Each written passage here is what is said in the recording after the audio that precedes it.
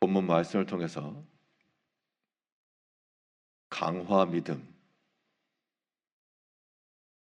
강화 믿음이란 제목으로 하나님의 말씀을 증거하겠습니다.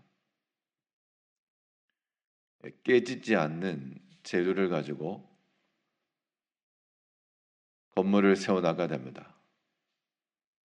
그래서 튼튼한 유리, 강화 유리, 강화 마루와 같이 견고하고 튼튼한 자재들을 쓰게 되는데, 우리 믿음이라고 하는 것도 쉽게 깨지지 않는, 어떠한 시험과 환난 가운데도 견뎌낼 만한 그런 믿음이 필요합니다.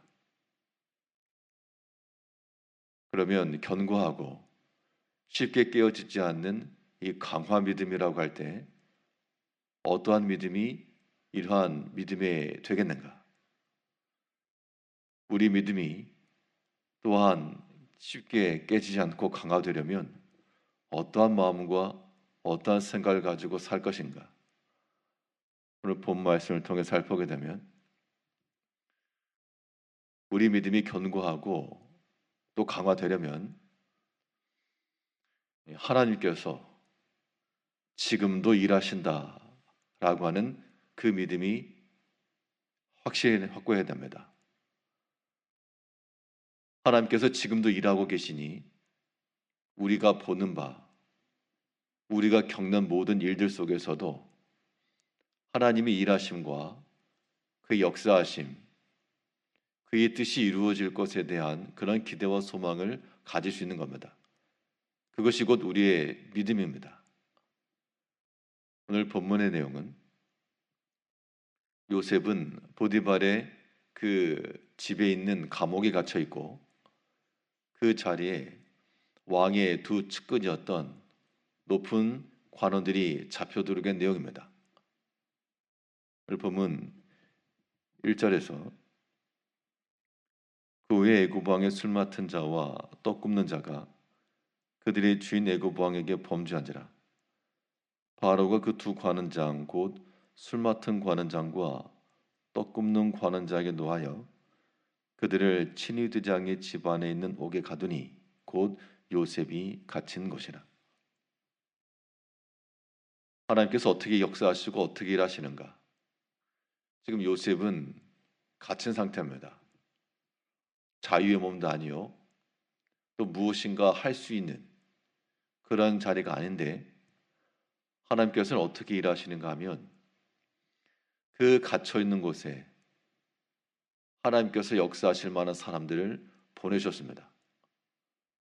물론 이 상황이 일어나기까지는 두 관원에 대한 여러 가지 일들, 또 왕에게 들어가는 보고, 왕의 노함과 이러한 지시, 이 모든 것이 복합적인 건데, 그러나 요셉의 입장에서 보게 되면 하나님께서 그들을 내게 보내셨고 이 두 사람 중에 한 사람으로 인해 이제 감옥에서 나가고 왕 앞에 설 수 있는 기회를 얻게 됩니다.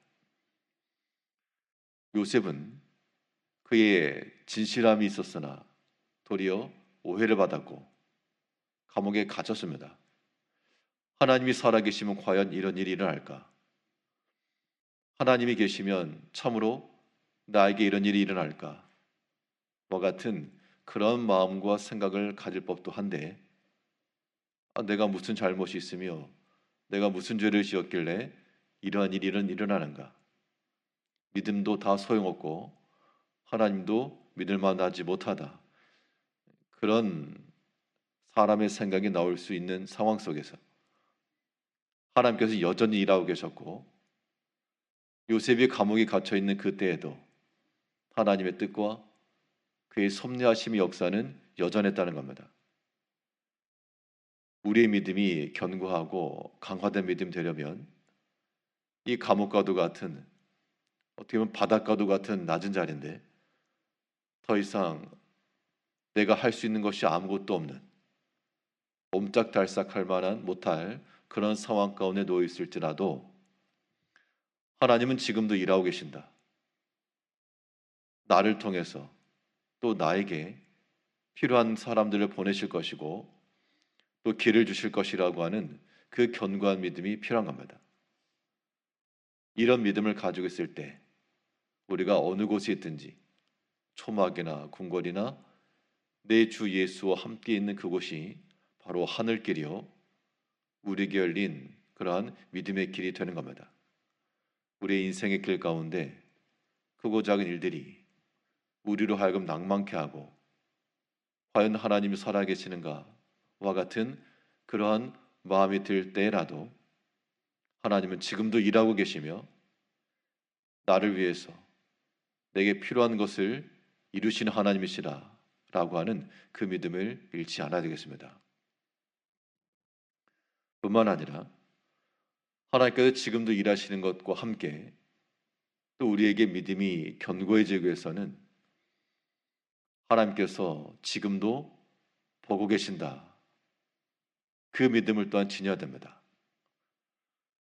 하나님께서 지금도 살피고 계시기 때문에 우리의 모든 말과 행실은 여전히 구별되고 여전히 거룩하며 여전히 진실함과 성실함 가운데 나아가야 됩니다. 하나님께서 이 관원들을 왕의 사람들을 요셉에게 보내셨는데 이때 이 요셉의 주인이었던 친위대장이 요셉으로 하여금 그들을 섬기겠다 그랬습니다. 본문 4절에서는 친위대장이 요셉에게 그들을 수종들게 하며 요셉이 그들을 섬겼더라. 그들이 갇힌 지 여러 날이라. 이 장면을 우리가 어떻게 해석해야 되는가 하면 지금 요셉이 감옥에 갇힌 이유는 어떤 정치적인 사건 뭐 그런 게 아니라 이 친위대장이었던 그 보디발의 가정사였습니다. 그의 아내가 그에게 말하여 저 히브리 노이가 나를 희롱하였노라. 그래서 가둔 겁니다. 여기에는 분명 이 개인적 감정이 들어가지 않을 수 없고 분명 보디발에게 있어서는 요셉에게 노했고 더 이상 용서하거나 뭐 그럴 만한 상황이 되지 않습니다. 근데 지금 이 장면은 그 가운데서 여전히 요셉에 대한 신뢰의 모습을 보여주고 있는 겁니다. 그렇지 않았다면 요셉에 대해서 그런 일을 하게 하지 않았을 건데 물론 그 안에서 어차피 갇힌 종이니까 키울 수도 있지만 분명한 것은 이 요셉은 어느 곳에 있든지 하나님과 함께 하였고 그래서 하나님께서 형통케 하심을 보았다라 그랬습니다. 이 보디발 집안에서도 하나님이 그와 함께 하심을 보고 형통하였더라. 그래서 이 친위대장이 자기 아내 이위의 모든 소유를 다 맡겼던 그런 경험이 있었습니다. 그가 비록 감옥에 있었으나 시간이 지나면서 요셉의 진실함과 성실한 모습을 보고 그 요셉에게 무죄할 것이라고 하는 생각도 분명 가졌을 수도 있습니다. 이것은 요셉 개인의 그러한 믿음의 상태가 또한 신뢰를 준 겁니다. 우리가 어느 곳에 있든 어떤 상황에 놓여 있든 요셉이 하나 앞에서 범죄하지 않기 위해서 그가 비록 누명을 쓰고 오해를 받고 감옥에 갇혔으나 그가 항상 진실했던 것처럼 이제 우리도 하나님께서 지금도 보고 계신다라고 하는 그러한 믿음 속에서 우리의 모든 언사를 주의하며 또한 성실함과 진실함을 따라 나아갈 때 하나님께서 그러한 자에게 왕의 관원들을 보내주시고 이 감옥에서부터 나아갈 수 있는 길을 주셨다 그랬습니다. 우리에게도 여전히 길은 있습니다.